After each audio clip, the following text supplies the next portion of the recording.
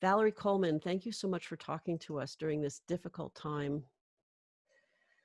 Thank you. And yeah, it's a strange times we're living in right now. Right? If it weren't enough with the pandemic, we have such distressing social unrest.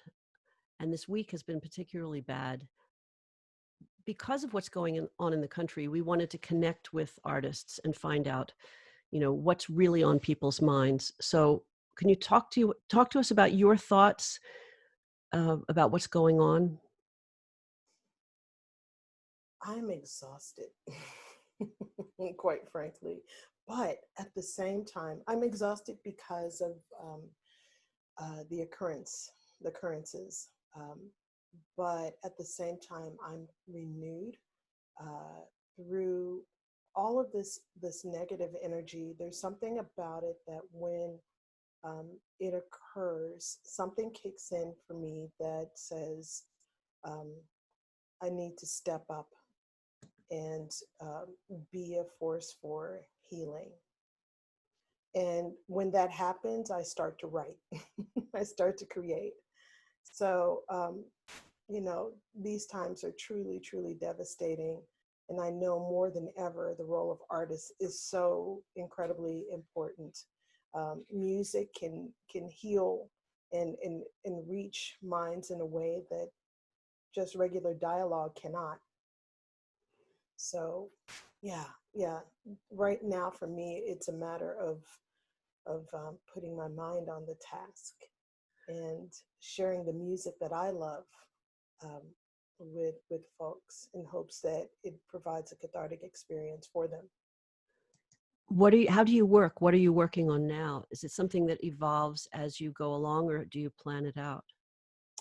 Currently, I'm working on a solo flute and piano, and I have a line of commission cue that I am working on for my summer projects. Some people have summer reads, but I have summer writings. That, and I just finished a work for the Philadelphia Orchestra that is dedicated to how we come together in humanity, how we celebrate the frontline workers at 7 p.m. every night. That's an exemplar of how, in the midst of everything, our cries and our heartfelt encouragement to one another are on full display. And in times of crisis, that's when Americans come together. And what is the name of that piece? It's called 7 o'clock Shop. Wow. And so, does the classical music world have a particular role to play in response to weeks like this? Absolutely. Absolutely. And by the way, the classical world is filled with creative empaths. Um, we are people who are able to embody or able to absorb both the dark and the light sides of human nature. So for us, we answer the call. In a way, we're first responders in our own manner, providing through our imagination, creativity, light, sunshine, rays of hope. So yeah, we have work to do, and that's what we do. How did you get into classical music? Oh wow. Well, there's an urban myth going around that my mom, I brought a paper to my mom in public school around fourth grade. And I asked her, Mom, what instrument should I play? And she said, you should play the flute. But in, in my mind, I had a wonderful childhood growing up in Louisville, Kentucky. My mom, she is a daycare owner. She's been in business for approaching 60 years now. And so she's that person that knows how to bring out the best in children and allows them the freedom to try new things and especially be exposed to new ideas and in different paths of disciplines. So we had this old organ in the house, and I used to, as part of my playtime, I used to go to the organ and just, play notes here and there like any kid would. But, at a certain point, I got a little frustrated because I wanted to somehow document what was going on, and I couldn't read music. So I created my own music notation language. And we had back in the 70s a tape recorder. I had two tape recorders. So I would tape on one and then play it back and record on the other while plunking out a melody Wow. on the organ or singing. And so I would create that looping layer back and forth. And, I thought it was the best thing in the world.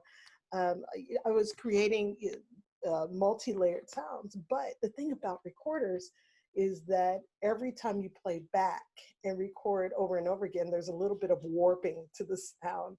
So it was something that was just absolutely horrific. But I enjoyed hearing all the polyphony and harmonies that came about. With flute, I've always known that I would play the instrument. I'm one of those weird cases where, as a young person, I can remember all the way back to I was about 2 years old or so. And I remember distinctively walking through the yard and picking up branches and pretending that they were flutes. And so I just knew it was a part of who I was even back then. Wow. So when you compose now, are you inspired or prompted to compose by a variety of situations and circumstances? Absolutely. I think um, that is the main source of inspiration. I am somebody who, if you're hungry, I'll go in the kitchen and cook. Um, I will create a dish out of love. And composing, I come to that in that very same way. I don't write for myself. Um, I guess I just, I just feel like I have this responsibility um, So, to share my gift.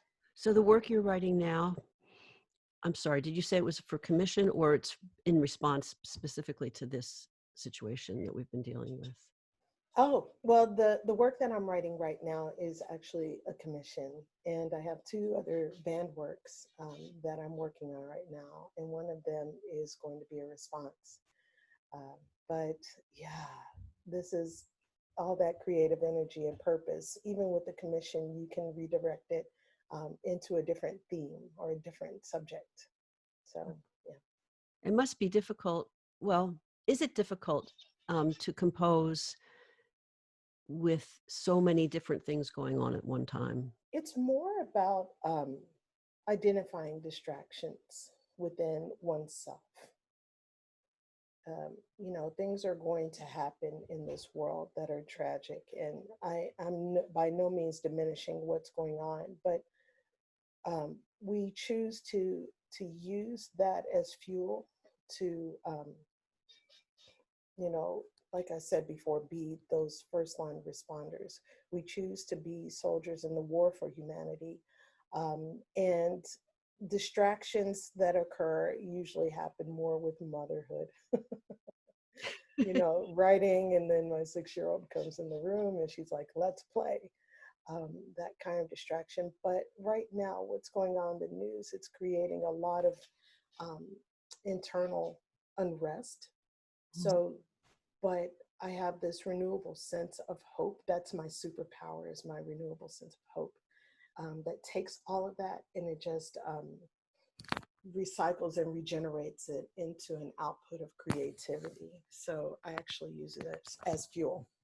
Does your music have a message for people, or is it just something that's too hard to, or is it too hard to put into words how music works to soothe us?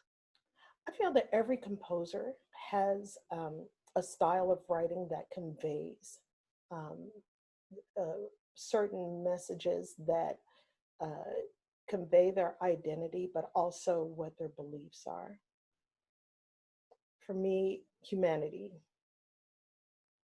connection, um, rising above circumstance. Those are the things that I address, but I also look towards, I never want to shy away from the suffering of mankind. And that is the hardest thing about writing, because then you have to go to those dark places and look at it for what it is and absorb it, the reality of it.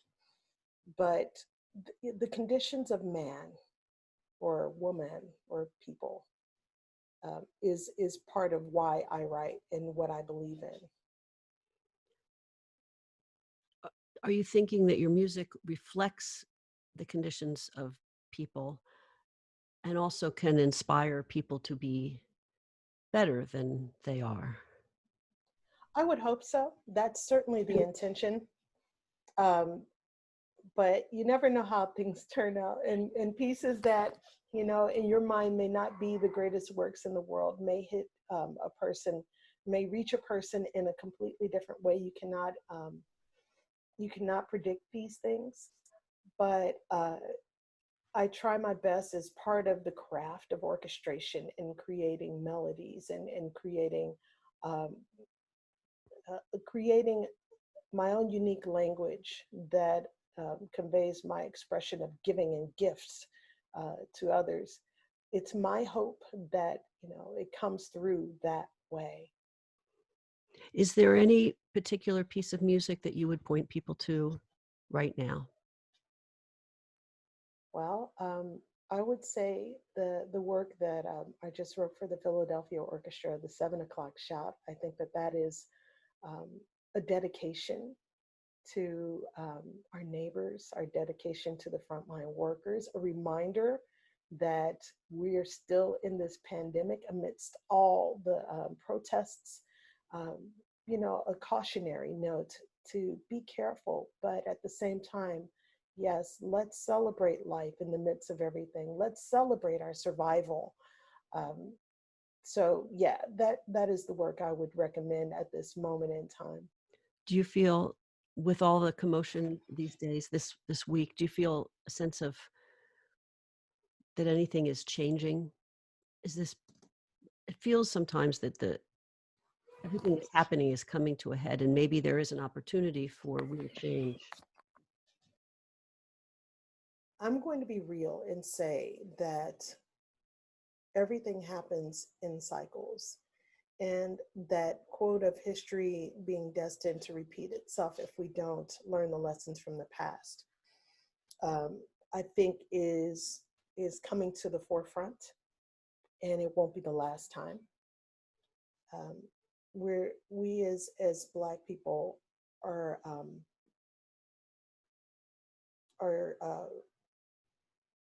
you know I have no words. Mhm. Um, but there is this general feeling that it's now time for allies to step up and address um, the systematic oppression that has occurred for so long, that we as Black people cannot fully address it. We're only a part of the solution in our actions.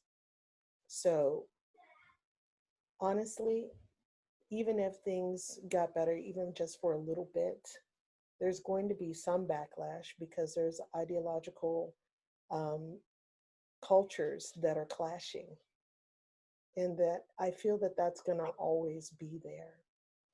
So yeah, I think it's a matter of, for those who are on the side of unity and uh, caring for one another across racial lines, we have to be vigilant.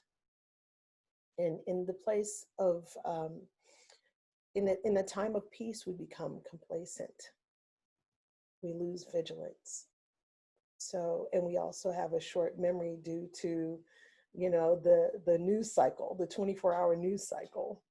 So I do believe that I want to hope for the best, that things are going to be so much better, but number one, it takes time. And can we as a people stay focused throughout that entire time that it needs to happen? And we're not just talking about a year, we're talking about lifetimes, really. This is, you know, children are being born in hateful culture situations, not cultures, but situations that they're taught to hate. Generations and generations. How does one address that? Nobody really has a full answer. We all have, you know, we analyze constantly why things are happening, but at the end of the day, there are ideological cultures that are clashing. Yeah. So I believe it's going to come back around. But each of us can try to do what we do or play a part. And I think That's right. you and your music are a healing part of it. So Thank you. So Valerie, your music deals with strife, but are you also optimistic? I am. I'm very optimistic. I know that what we're going through right now is a cycle that we will probably go through over and over again, because it's about you know, how we're all brought up in our perspectives, and in the world, and what our experiences of life have conditioned us to perceive. But I believe that my role, the role of artists, is to be a force for changing those perceptions, to um, open up our viewpoints to a more hopeful outlook, to connect one another, to remind us of our humanity. So I do have a positive, a hopeful outlook. I hear a joyful noise in the background. That's my daughter. We have to, and by the way, yes, we have to have hope, and we have to keep fighting this fight for healing and caring for one another, because this is, you know, hearing my daughter shriek right now, she doesn't have a care in the world. And I'm so grateful that we're able to provide that for her. But, you know, we have that responsibility to provide that for future generations all around, not just my daughter, but, you know, our neighbors and so on, the world. Right. Thank you so much, Valerie Coleman. Thank you. My pleasure.